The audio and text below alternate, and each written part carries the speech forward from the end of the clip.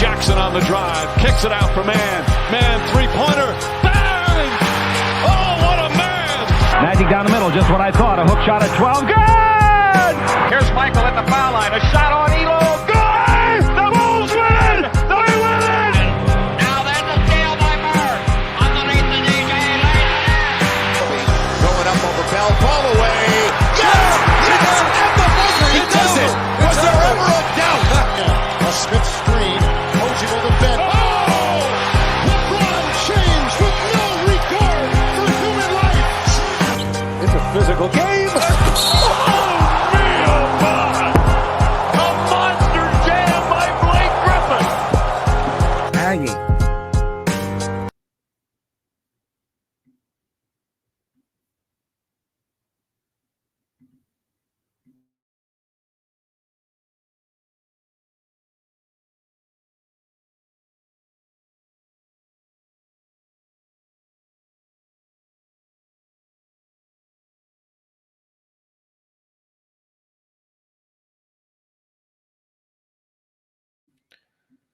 What the hell is going on? What's going on, guys? Welcome to an Olympic post game here on Dime Dropper. I don't know what was going on with my intro. For all the live people that are watching right now, I have no idea what's going on. My stuff was tweaking, but we're live late night from Los Angeles. As always, super chats are turned on if you want to drop $1 a dime. I hope everyone is good on this summer. I don't know, evening or afternoon, whenever you're listening. Make sure you subscribe to the channel, Dime Dropper, for all things basketball, to be honest. All things NBA basketball, all things LA basketball, all things LA sports. Hit the notification bell so you know every single time I post a video or go live. And yeah, tonight we're going to be talking about the recent Olympic Games, round 3 of group games. USA, Puerto Rico, France versus Germany, Canada versus Spain, and then Australia versus Greece. So going to start out, of course, with our home team's game. Now, by the way, for those of you that are watching on Twitter, please come to YouTube. That is very appreciated. I want everybody to subscribe to YouTube.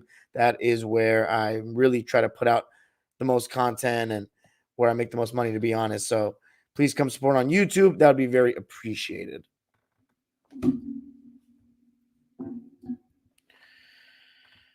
All right, let's get into it. So USA, Puerto Rico, I mean, I honestly thought that we would win by more, but it wasn't the easiest game.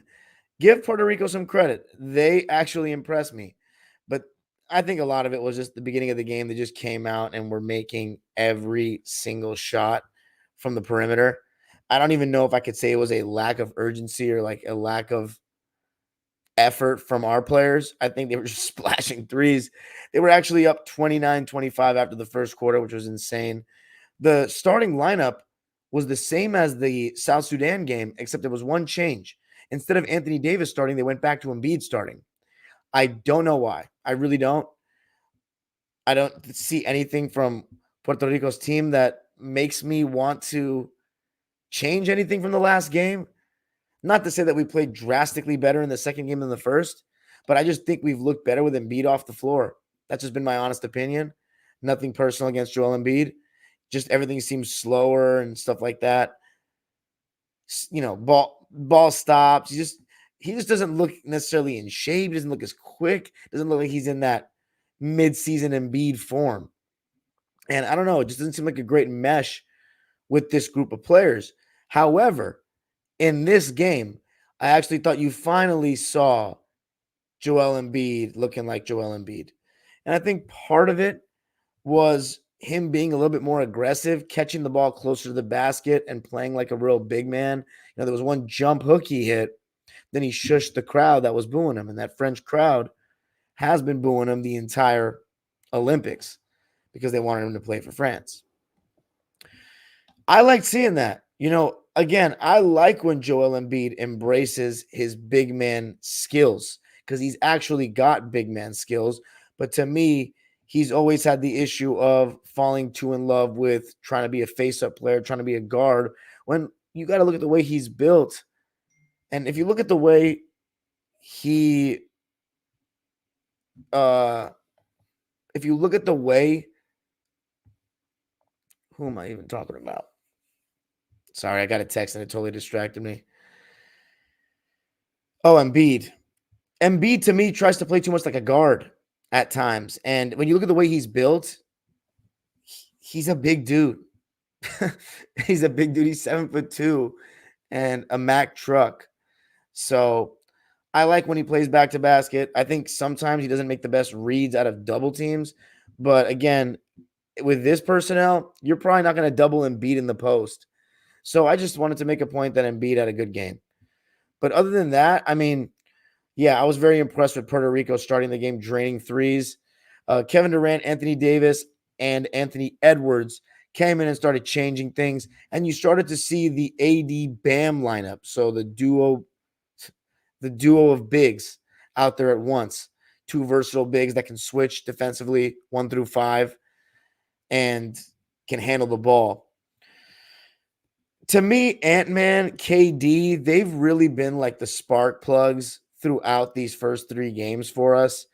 KD has just come in and instantly gotten buckets, but the Ant-Man, he does it on both ends of the floor. His ball pressure, his physicality defensively, and his effort defensively is very good on a consistent basis. We see that with Minnesota.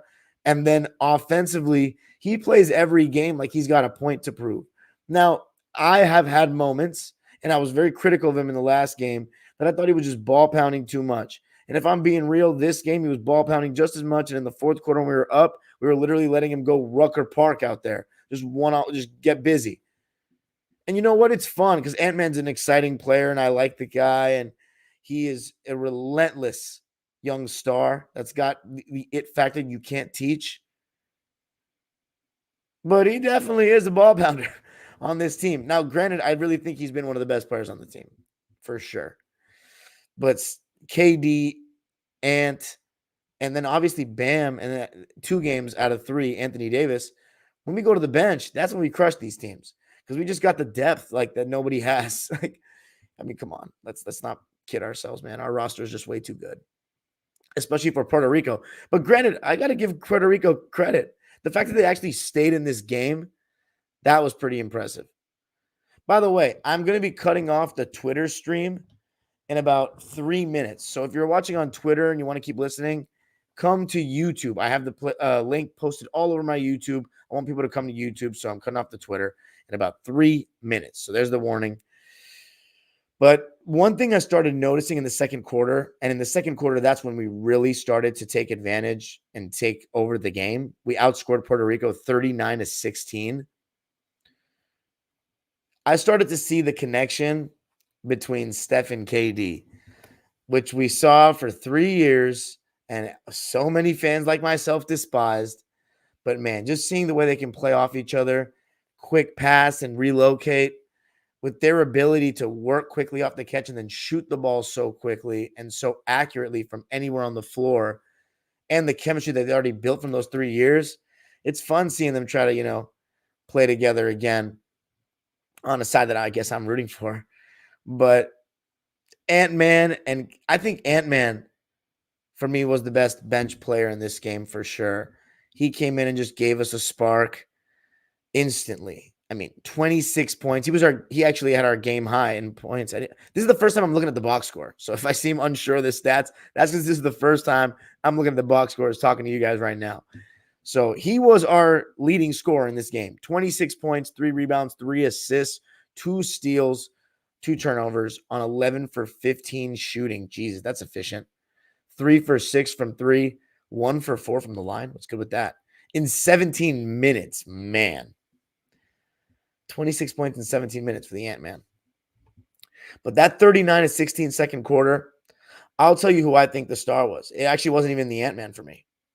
LeBron. For me, LeBron in the first game, really, really good.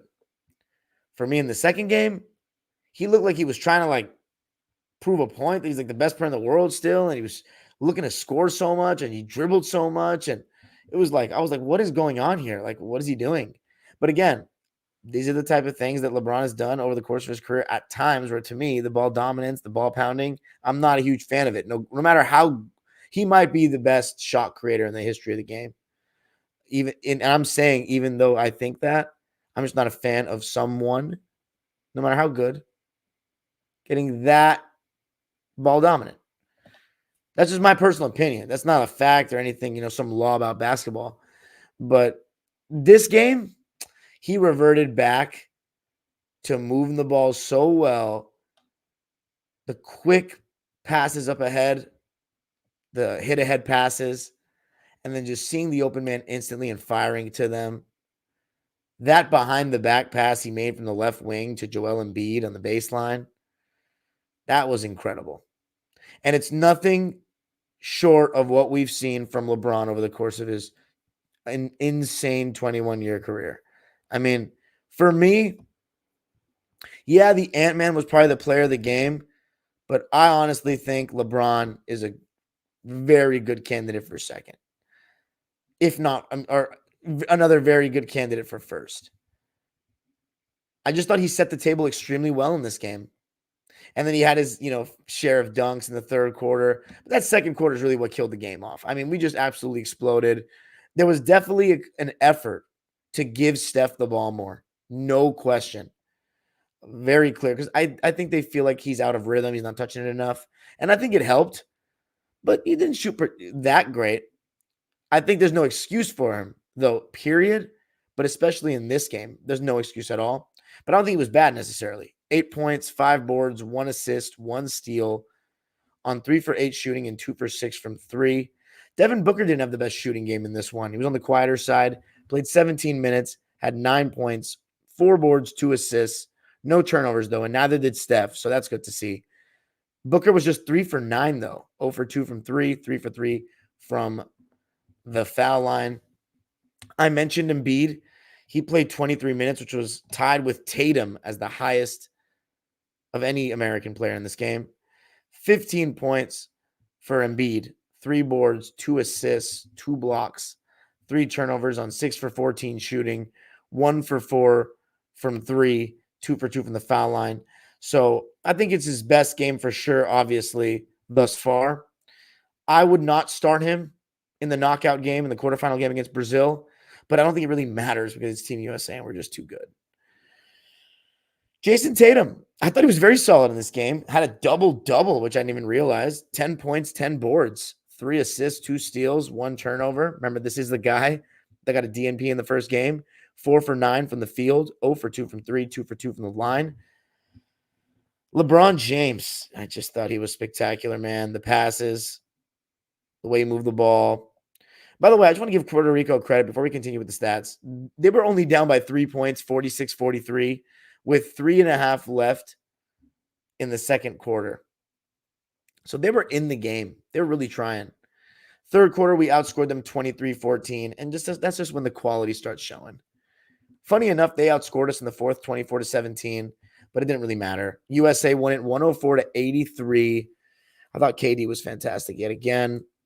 Ant-Man had an amazing windmill dunk that was just like, get in the dunk contest, bro. Like, you and Ja need to stop being, like, weak. Like, get in the dunk contest, man.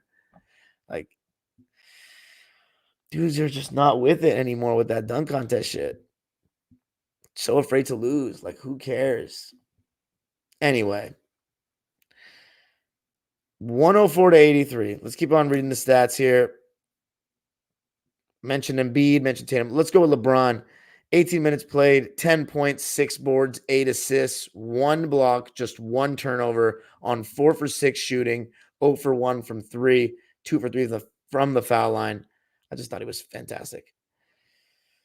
Kevin Durant played 19 minutes, had 11 points, 4 rebounds, 3 assists, 1 steal, 2 turnovers on 4 for 8 shooting, 3 for 7 from 3. Guy's a machine. Nothing else to say. He's been probably might be the most consistent player we've in these first 3 games. Bam Adebayo, not as good as the last game where I thought he was the player of the game. Played 18 minutes, had just 3 points, 5 boards, 3 assists, 2 steals, 2 turnovers on 1 for 3 shooting, 1 for 2 from the foul line.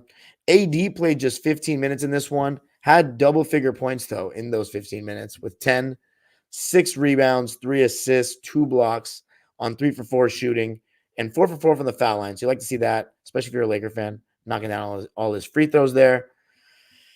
Tyrese Halliburton, 10 minutes. He got the least amount of minutes of all the players. And by the way, Drew Holiday was out with an injury in this game. Not sure. I don't know if he's playing against Brazil yet.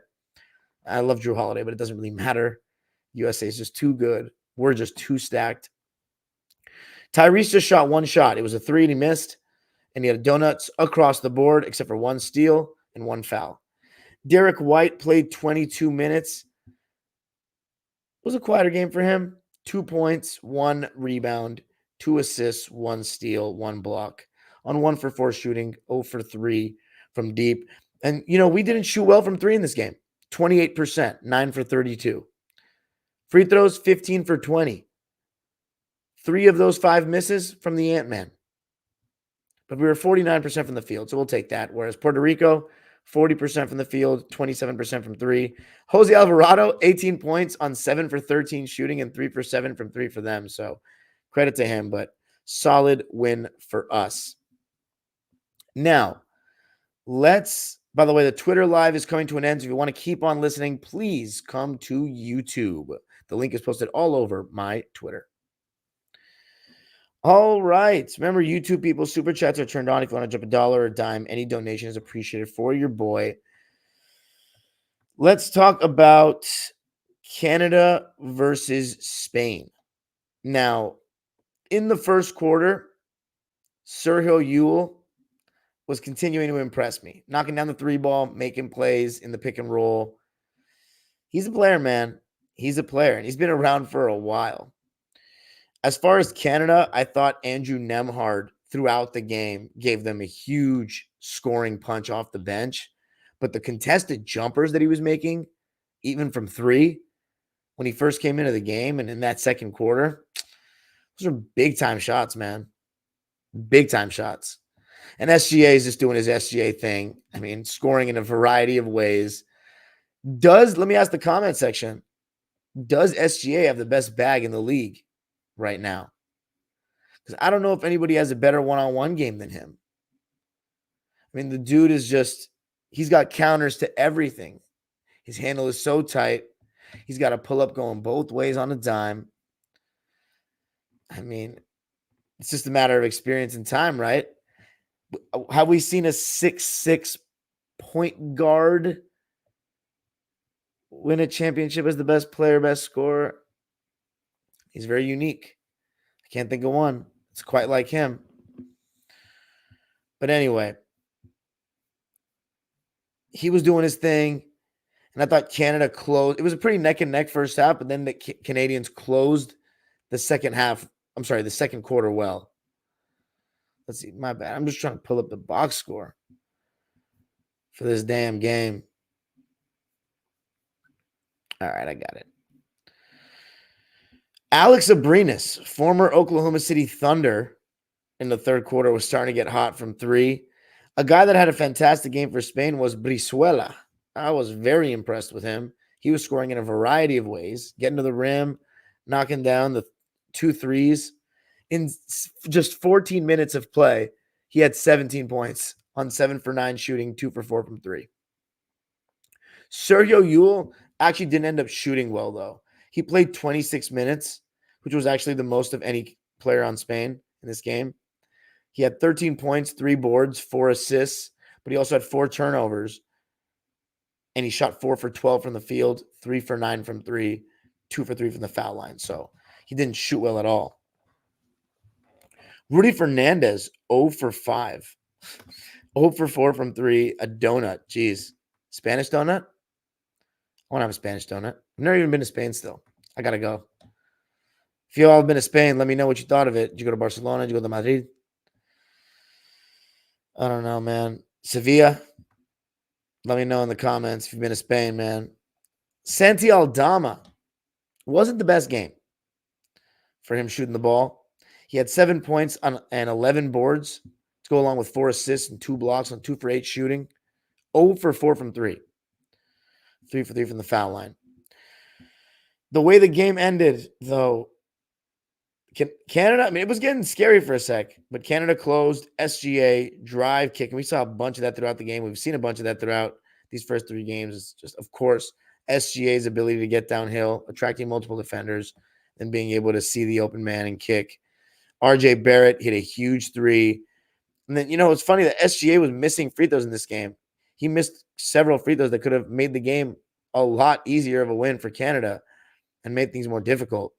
And in the end, Spain actually had a chance to tie the game, but Sergio Llull missed the half-court shot, and Canada won 88-85 to remain undefeated, 3-0, and Spain 1-2, and due to a variety of tiebreakers, Spain will not be advancing, and that's a damn shame because they're a very solid team. I thought they were very solid. I think they just really slipped up against Australia in that first game because they were better than Australia to me. Let's see. Alex Abrinas had 12 points on 3 for 8 shooting, and all his shots were threes. Willie Hernan Gomez had 10 points and 4 boards to go along with 2 steals, no turnovers on 5 for 6 shooting in just 16 minutes. That's a pretty good stat line. Juancho had 8 points on 2 for 3 shooting and made both his threes, 2 for 3 from the foul line in 15 minutes. And yeah, Spain, they shot 45% from the field, 28% from 3. So not the same kind of game they had shooting the ball like they did against Greece. 76.5% from the line. As for Canada, they shot 52.5% from the field. 52.5%. 33% from 3, though. 6 for 18. So they didn't actually get that many threes up. Half the 3-point attempts of Spain. 18 for 25 from the foul line. As far as their starters, Dwight Powell was perfect from the field. 9 points on 3 for 3 shooting, 3 for 4 from the foul line. Lou Dort did not score in this game. Did not score, but he always offers that defensive ball pressure. 0 points, 2 rebounds, 2 assists. No turnovers, though, and Canada did take care of the ball in this game, and that was big. They only turned the ball over 9 times as opposed to Spain 15 times. So, yeah, Lou Dort, 0 for 2. Only shots were threes, didn't score. Dylan Brooks, very efficient game for him. 13 points, 4 boards, 3 assists, 1 steal, just 1 turnover on 5 for 10 shooting, 1 for 3 from 3, 2 for 2 from the foul line in 25 minutes of play. Really solid game for DB. RJ Barrett continues to be really solid in these Olympics, knocking down open shots, attacking closeouts. We know what he can do in transition. 16 points, a rebound, 3 assists. Did have 2 turnovers on 6 for 10 from the field, 1 for 1 from 3, and that 3 being the one I mentioned. 3 for 4 from the foul line. But a very efficient game. I mean, 60% from the field. You got to love what RJ Barrett's bringing right now for Canada. And then SGA, 20 points, 3 boards, 2 assists, 1 steal, no turnovers. And that's amazing considering how much he handles the ball. By the way, the second quarter was really the one that made the difference for Canada. The first quarter was tied at 19. In the second quarter, Canada outscored Spain 30-19.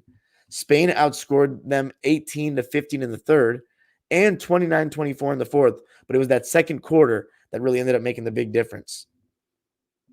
SGA, by the way, 5 for 11 from the field, 1 for 4 from 3, 9 for 13 from the foul line. That's a little sus. But overall, he's been spectacular throughout this tournament. Trey Lyles, 3 points on 1 for 4 shooting, 1 for 2 from 3. By the way, congrats to Noah Lyles, 100-meter. That's big time for an American to win the 100 meters. Hasn't happened in a while, so shout out to him. I still miss Usain Bolt, though. Kelly Olynyk, 15 minutes, 1 for 3 from the field, 0 for 1 from 3, just 2 points, 2 rebounds, 1 assist, 2 turnovers.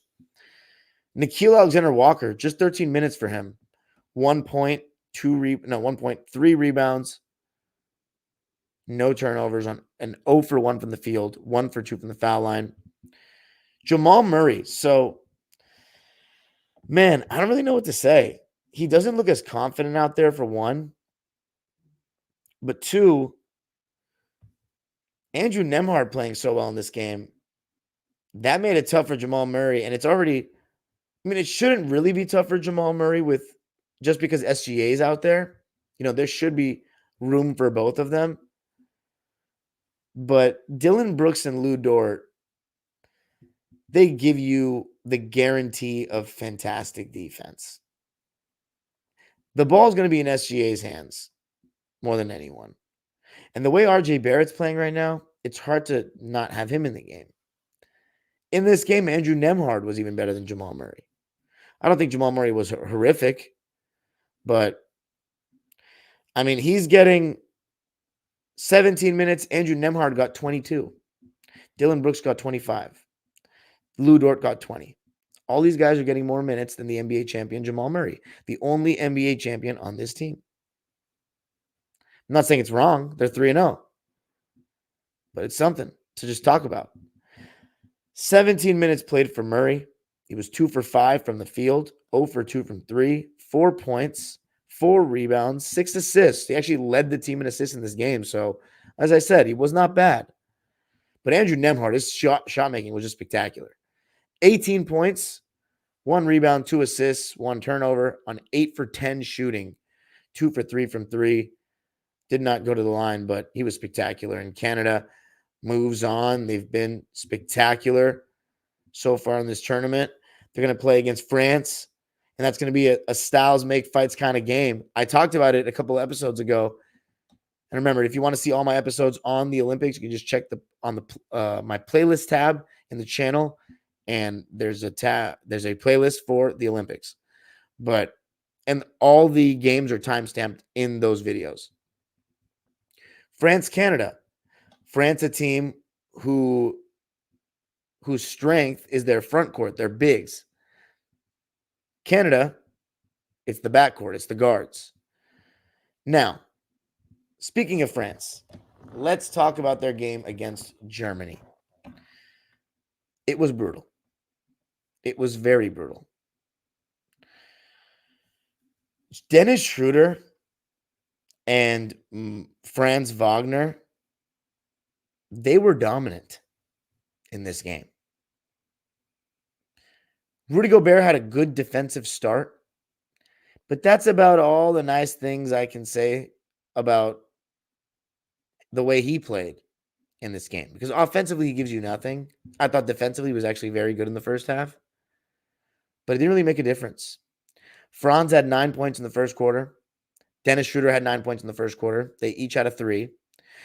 Franz Wagner had like this crazy dunk in transition where he switched hands and threw it down with Wemby contesting.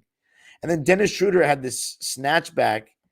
Actually, no, it wasn't a snatchback, but he was just so shifty in that first quarter. Not to say that he's not shifty regularly, but he had shifty moments in that first quarter. Dennis loves that left-hand dribble, lull to sleep, look to his left, and then all of a sudden he crosses over to his right hand. He still has a great first step. He really does. He gets to the basket and 2 feet in the paint pretty easily. One of the positives for France, though, and of course, Clipper fans, you want to hear this? Nico. Nico's still making good passes. He still is getting the most minutes of any player on France at his age, which is amazing. I don't think he was great defensively in this game because Franz Wagner was just kind of getting what he wanted. And Nico was guarding Franz and Dennis Schroeder, and those guys were the guys that were going off. But someone's got to guard them, and he's 35. Again, I think Nico can help the Clippers this season be one of the point of attack defenders and one of our better defenders. But if he's guarding the best players because he's that guy for your team, I don't know if your team's going to win things necessarily, but hopefully France medals because I want Nico to win. But yeah, I still think he had a very solid game. I mean, he shot 50% from the field and 66% from 3.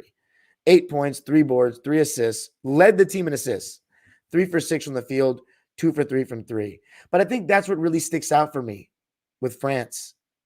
What sticks out to me? Their guard play is weak. Evan Fournier is their best guard. He's not much of a creator. He doesn't have much wiggle in his game. He's not the quickest. He's not the strongest. He's a good, tough shot maker and shooter, and he's on the older side. He's had some good days. He's not that dude. Compared to SGA, Jamal Murray would be dominating the ball on this team. You know what I'm saying? Like, imagine the pick and pops with him and Wemby. Imagine the pick and rolls with him and Gobert. It would be totally different.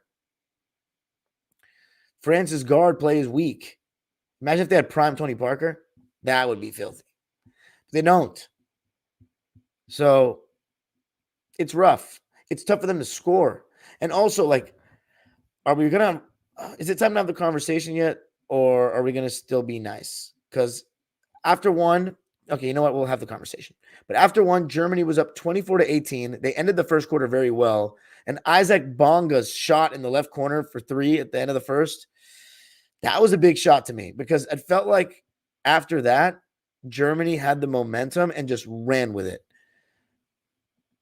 The second quarter, they outscored France. Mind you, this is a home game for France. This is in Paris or in Lille. This is on home soil. 24-9 in the second quarter. 24-9. They locked them the fuck up. And I think you saw the physicality of the Germans. They were pushing the French, whether they were on the ball or off the ball. And when Wemby caught the ball, immediately Daniel Tice or Mo Wagner would be right up on him. This is FIBA. They don't call the same stuff on the perimeters in the NBA. And you were seeing that in this game. And the level of physicality pushing the French players further away from the basket and preventing them from doing, getting the step or doing anything was forcing them to work deep into the shot clock. They had nothing going. And is Rudy Gobert going to help you with that? No. So they tried going that, Wemby at the 5. And, are we ready to have the conversation? Yeah, I think it's time. I like Wemby. I'm rooting for him, kind of. It's not that I don't want Wemby to succeed. It's just I don't like the Spurs have won enough. I don't care. But he's a very likable guy. He's an alien. He does things I've never seen. But let's be honest.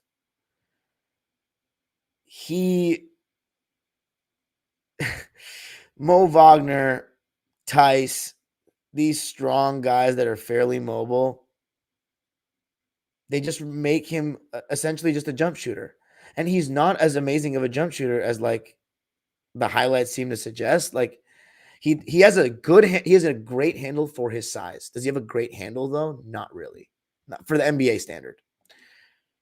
Does he have a great jump shot for his size? Maybe. Compared to NBA players, not really. He shot 32% from 3 last year. I'm not saying he can't be amazing. One of the best players of all time. He can be. He had a great rookie year. Defensively, he's already a motherfucker. He really is.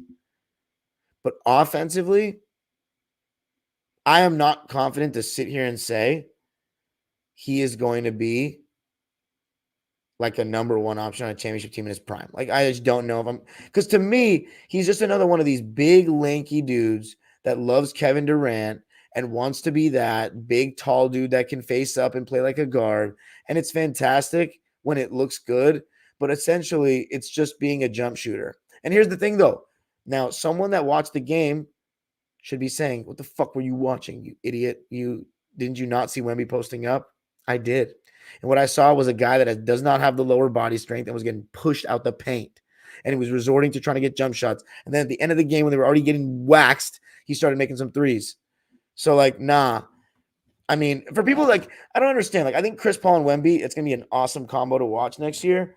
But, for people to say that they're coming and stuff like that, what the fuck? Coming where? You can screen record this and bookmark it. Are they going to make the play-in next year?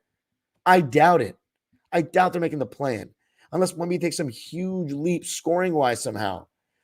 Or Devin Vassell, stays healthy finally and just gets buckets, and CP3 just works his miracles again, even in year 20? It's going to be year 20 for him. I like Wemby. I'm just letting you know that I'm not a big fan of people just saying all these big dudes are more skilled because they can have face-up skills because that's all they've been taught and they want to do since they were kids because that's the way the game is gone.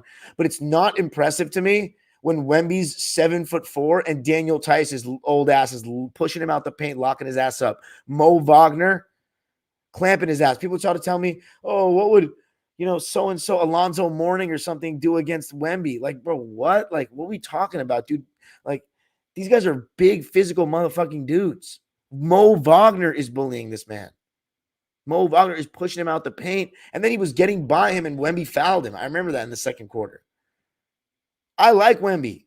I'm just saying, the reason why I'm saying this is because no one wants to criticize the kid right now. It's just like he's an alien and no one wants to say anything bad about him. But it's like, dude, he's still, are we going to judge him fairly or not? Whenever we're ready to judge him fairly, we can judge him. Because I like Wemby, but the second coming of Christ, like, the greatest thing, people are like, he might be the next LeBron. Like, relax. LeBron? Are we being serious right now? Like, let's give him some time. Well, what I'm seeing right now is defensively, though, Wemby is amazing and he's going to be insane. Offensively, though, we'll see how he develops as a scorer, is all I'm saying. But Dennis Schroeder, Franz Wagner, they were spectacular, man. Franz Wagner he didn't really make any mid-ranges. It was all either threes or at the rim. Classic modern ball, which I hate. But, hey, man, it was working for him. Dennis Schroeder was cooking. And at one point when they had back-to-back threes in the second quarter, Germany was up by 20. And I thought you just needed a lot more from Evan Fournier. If you're the best guard and you're the guy that's going to carry this load on the perimeter, you got to do better. The Germans were 7 for 13 from 3 at halftime. In the third quarter, you could just see France can't score. And the Germans were denying the easy catch to Wemby, as I said, pushing him out the paint. And they just couldn't get anything easy. And then on the German side, they have Dennis Schroeder, whose change of pace was just cooking them, and they just couldn't seem to stay in front. They really seemed to not be able to stay in front. And Franz Wagner, he had a poster and a half. He was making plays, man. In the fourth quarter, though, so in the third, let's see, it was 21-19 Germany outscored them. In the fourth quarter, France actually outscored Germany 25-16, but it was like garbage time, and Wemby made a couple of threes. But I thought Dennis Schroeder was just killing it, man. Setting the table, finding open guys. He had a bank three. Like, everything was just going well for him. So, really impressive win by Germany. They were the champions of the FIBA World Cup. So, in my opinion, we got to start taking Germany a little more seriously for that silver medal. And I said silver for a reason. I'm confident. Yes. But, yeah, maybe they're going to be the ones that play us. The final score was 85-71 Germany. They're the only other undefeated team besides Canada and ourselves. France now 2-1. The French shot 45.5% from the field, 37.5% from three, so not even that horrendous. 66.7% from the foul line. The Germans took 6 more shots. It was the three ball really made the difference. They shot 47.5% Germany from the field, but they shot 46% from three, 12 for 26, and 94% from the foul line, 15 for 16. Mo Wagner had 8 points on 2 for 5 shooting and 4 for 4 free throws off the bench in 14 minutes. Bonga had 7 points and 4 rebounds off the bench, no turnovers, on 2 for 4 shooting and 2 for 3 from deep, 1 for 2 from the foul line in 22 minutes. And as for some of the starters, Daniel Tice, 7 points, 8 rebounds, 4 of those offensive rebounds, 2 assists, 2 steals, no turnovers, on 3 for 7 shooting, 1 for 2 from 3. Tice, continue to do his thing. Franz Wagner, 26 points, 5 boards, 2 assists, 1 steal, 1 block, 2 turnovers on 8 for 15 shooting, 2 for 5 from 3, and 8 for 8 from the foul line. Just did a little bit of everything. Was amazing in 33 minutes. And the funny part is Dennis Schroeder played 33 minutes too, and he had 26 points as well. 26 points, 4 boards, 9 assists, 1 steal. Did have 4 turnovers though. 10 for 17 from the field, 4 for 7 from 3. So that's slightly short of 3-point line, working wonders for Schroeder. 2 for 2 from the foul line. He was spectacular. As for France, Frank Ntilikina just played 9 minutes, 3 points on 1 for 3 shooting. Gershon Yabusele, it wasn't really his game. He was okay. 8 points, 2 rebounds, 2 assists on 3 for 6 shooting, 0 for 2 from 3, 2 for 3 from the foul line. France did have a stretch, though, like when they were making their little push in the fourth where they had a couple of dunks, cut it down to 12, but nothing serious.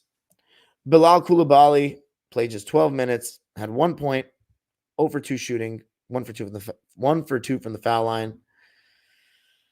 Evan Fournier, 10 points, 1 board, 1 assist on 2 for 5 shooting, 2 for 3 from 3, 4 for 4 from the foul line, 5 shots, not really enough. Gobert played 18 minutes, so he didn't even play half the game. 4 points, 1 rebound, 4 blocks, 3 turnovers, 2 for 2 from the field. Just his offense, his lack of offense is so bad, and you have Wemby out there. You want to have the spacing, I guess. Wemby had a double-double, 14 points, 12 rebounds. He led the French in scoring. 1 assist, 2 steals, 1 block, 3 turnovers on 5 for 11 shooting, 3 for 7 from 3, and 1 for 1 from the foul line. And I already mentioned Nico, 8 points, 3 boards, 3 assists. Now, by the way, France, Canada, I'm going to pick Canada, but it's going to be a good game. Germany, let's talk about the team that they're going to play, Greece, and their game against Australia, which will be our final game to talk about tonight. I'm going to talk about the women's game because I've decided not to do the spaces thing because it just wasn't really getting many viewers, so I might as well just do it on here. I'll talk about the women's game tomorrow after we also talk about all the men's quarterfinal games. So I'll just mix it into that.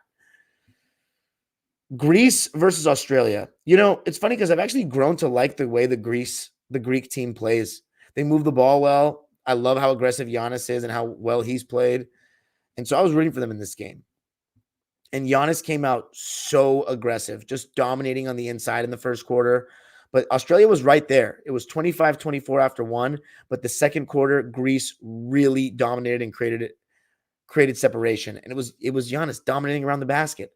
Fast break, offensive rebounds, on the roll, just imposing his will physically. And we've seen that dominance from Giannis throughout the NBA. But with everything on the line and Greece having lost 2 games by narrow margins, trying to do everything he can to get it done. It was a 28-12 second quarter in favor of Greece. The third quarter, insanely low scoring, but the Aussies did get the better of them. 14-9 in the third in favor of Australia. There's not much to say. It was good defense, but guys just weren't making shots. 14-9. And then in the fourth quarter, Australia actually made it really close. And I was starting to get nervous that for the Greek national team that they were going to lose another close one and just blow it. But Giannis made a big 3. Yes, I said that. Giannis made a big 3 to make it 65-55 and then an and one spin move. But that being said, Australia still cut it down to 69-71. They really did. And then Giannis was getting loaded up on and made the pass to Toliopoulos for a huge 3 that kind of sealed the deal. And Greece came out victorious, 77-71. Australia did outscore them 21-15 in the fourth and overall 35-24 in the second half. Australia finishes 1-2. Greece also finishes 1-2. They both win the tiebreak over Spain. Greece ended up losing to Spain. Australia ended up beating Spain. I don't know exactly how it all went down, but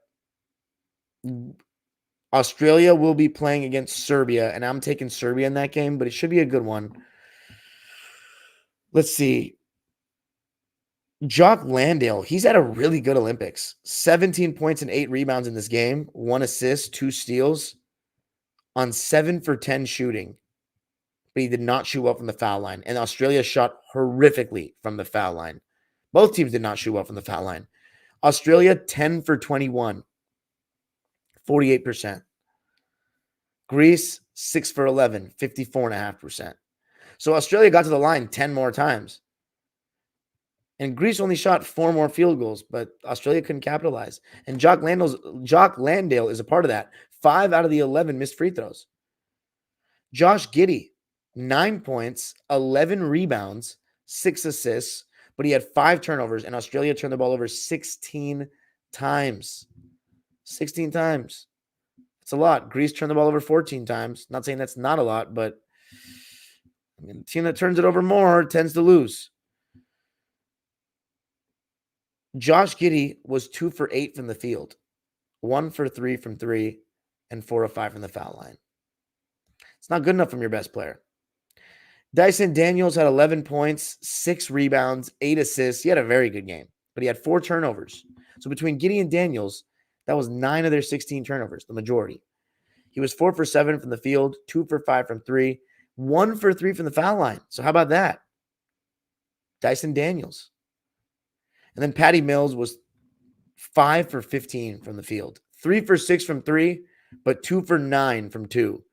13 points, 3 rebounds. Tough shooting game for him. By the way, Josh Green only got 4 minutes in this game. 4. Why? I don't know. Just don't have as many minutes to give out. I mean, it's only 40 minutes. Dante Exum was 2 for 9. So just the Australians did not shoot well. 40% from the field, 35% from 3, and 48% from the foul line. Greece shot 45% from the field, 28% from 3. So they shot worse from 3, but 54.5% from the foul line. 4 of the 5 free throw misses from guess who? Giannis. But yeah, Exum didn't shoot well. 2 for 9 from the field, 1 for 4 from 3, and then 1 for 3 from the foul line. So Jesus God. Greece. Toliopoulos, 13 points, 3 rebounds, 1 assist, 1 steal off the bench, 5 for 13 from the field. He did not shoot well from 3, though. That's the funny part. 1 for 7 from 3, but that one he made was huge. 2 for 2 from the foul line. Nick Kalathis didn't shoot well. 7 points, 4 boards, 8 assists, but he still gets those 8 assists. He really can pass. 3 turnovers on 3 for 11 shooting and 1 for 6 from 3. I thought Thomas Walkup had a very solid game in this one. And it's time for me to look up if Thomas Walkup is that guy that played college basketball not too long ago for Stephen F. Austin. Yes, it's him. Wow. Yeah, 18 points, 2 rebounds, 3 assists, 2 steals, and a block. No turnovers on 7 for 14 shooting and 4 for 7 from 3. How about that from Thomas Walkup? Great game. Papa Nicolau was 0 for 6 in this one and 0 for 4 from 3, and they still won. So that's a good sign.